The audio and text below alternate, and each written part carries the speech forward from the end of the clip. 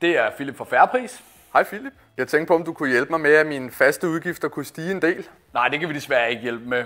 Her hos Fairpris, der er vi gode til at lave komplette solcelleløsninger, og der vil dine faste udgifter altid blive sænket. Okay, så I kan slet ikke hjælpe mig med bare, at den kan stige bare nogle tusind? Hvis du gerne vil have en dyrere elregning, så skal du sådan set ikke gøre noget. For per 1. juli, der vil alle danskernes afgift på elen komme til at stige med godt og vel 1 krone. Så det vil helt automatisk gøre, at du vil få en højere elregning. Så jeg skal bare slet ikke gøre noget, så får jeg bare en meget større regning? Ja, lige præcis. Du skal bare lade det være, så vil din elregning helt automatisk blive dyrere. Du skal i hvert fald slet ikke købe solceller.